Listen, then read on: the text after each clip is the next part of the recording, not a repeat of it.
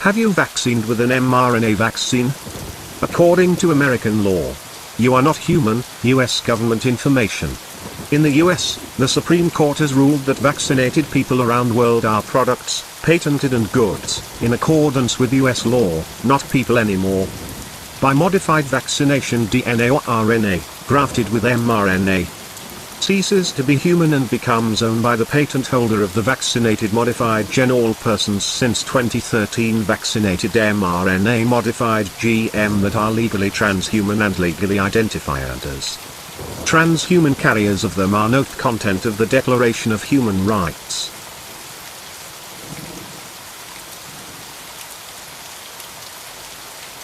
Proszę o głos! Sąd przystępuje do rozpatrzenia sprawy Cybernetics Company kontra Harry Jones. Czy strony są obecne? Tak jest, panie sędzio. Aha. Pan występuje w imieniu... Jestem radcą prawnym firmy Cybernetics Company, panie sędzio. Tak. A gdzie jest pozwany? Tu jestem, panie sędzio.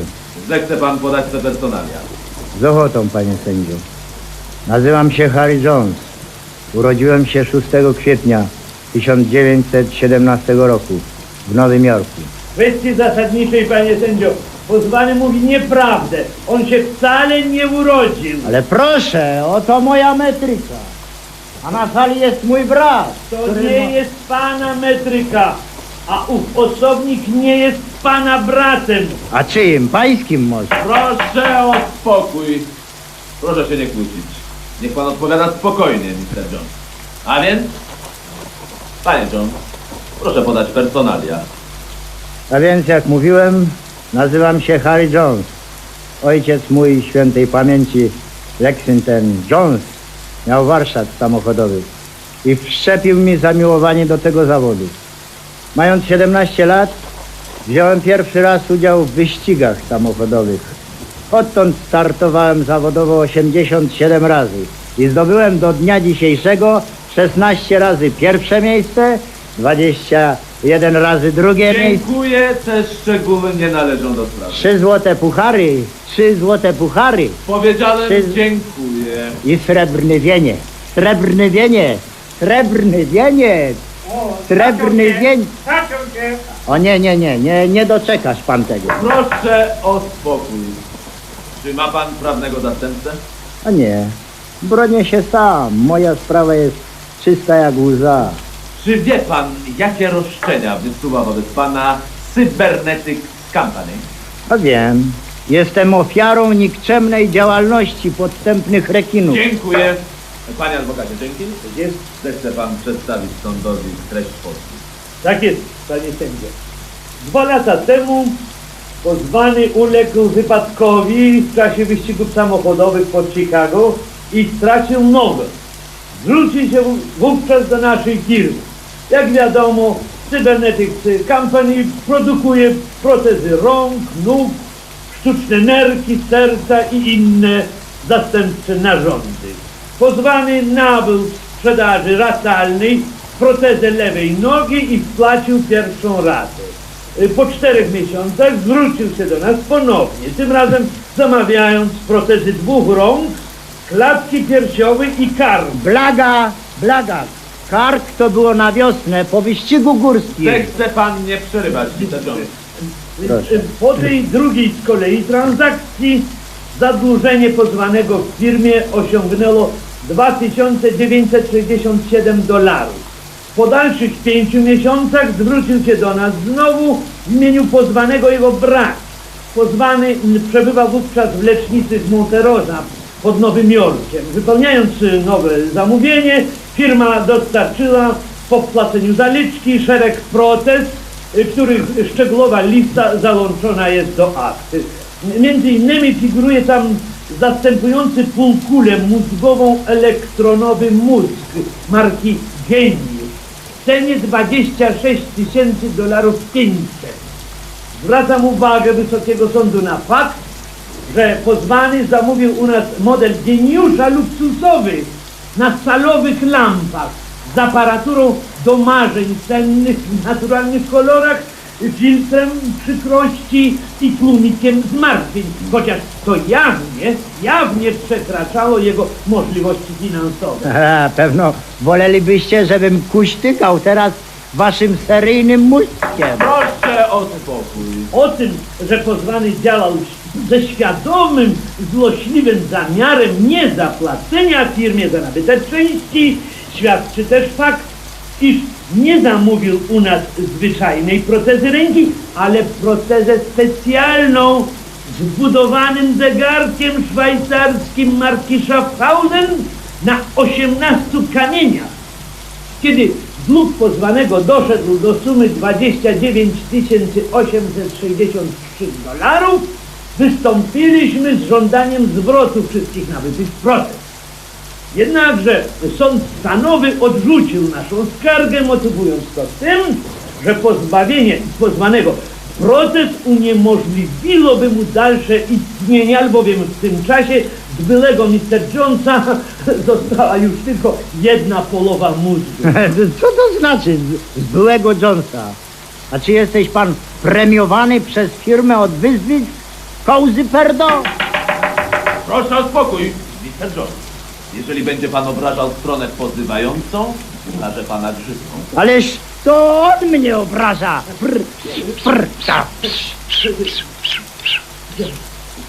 W tym stanie rzeczy ten zadłużony i sprotezowany od stóp do głów przez Cybernetic Company, która okazała mu tyle serca, spełniając w lot wszystkie jego życzenia.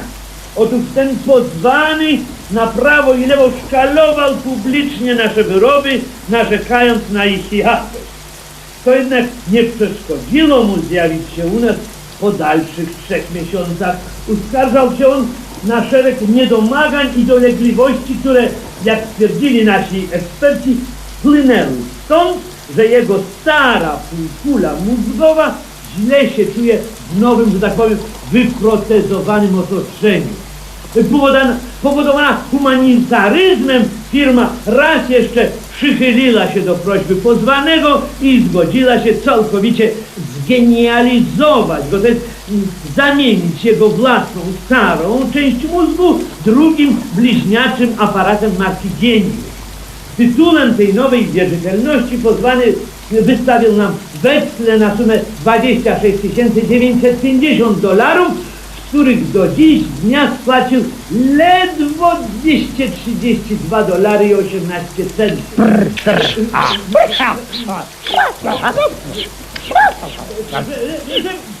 Wobec takiego stanu rzeczy proszę Wysokiego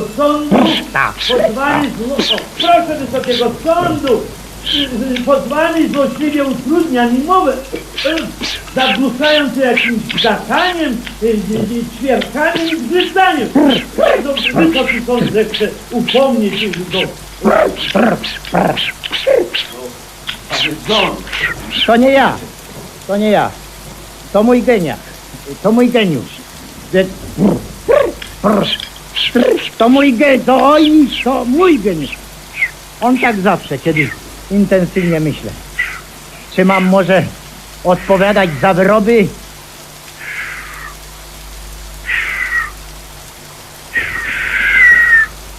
Czy mam może odpowiadać za ich wyroby? Poproszę Wysoki Sąd o rozpatrzenie. Co warte ich jest rozumowanie? Powiadają, że mają prawo do mojej osoby. A z jakiego tytułu?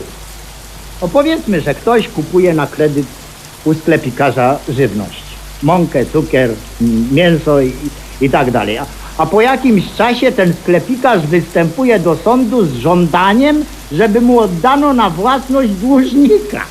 Ponieważ, jak wiadomo z medycyny, w przemianie materii substancje cielesne wciąż są zastępowane przez środki żywnościowe. Także teraz po paru miesiącach cały dłużnik razem z głową, wątrobą, rękami i nogami składa się z tłuszczów, białek, jajek i węglowodanów, które sprzedał mu na kredyt sklepikarz. Czy jakikolwiek sąd na świecie przychyli się do roszczeń sklepikarza? Czy żyjemy w średniowieczu, kiedy Shylock żądał funta żywego mięsa swojego dłużnika? tu zachodzi analogiczna sytuacja. Ja jestem czempionem wyścigowym o nazwisku Harry Jones, a nie żadną maszyną. Nieprawda! Pan jesteś maszyną! Tak? No to kogo właściwie firma skarży? Na jaki adres opiewa pozew sądowy? Jakiejś maszyny czy mój? Mister Jonesa! Prr, prr, tak, tak. Panie sędzio, może zechce pan wyjaśnić tę kwestię. Tak, no. Pozew jest adresowany do Harry Jonesa, Nowy Jork, ulica 44. A słyszy pan, mister Donovan? A poza tym, panie sędzio, pozwoli pan, że zadam jeszcze jedno pytanie w kwestii proceduralnej. Czy prawo Stanów Zjednoczonych przewiduje w ogóle, że można występować sądownie przeciw maszynie? Żeby można na przykład wzywać ją do sądu, skarżyć o cośkolwiek? Nie. Tego prawo nie przewiduje. Wobec tego sprawa jest całkiem prosta.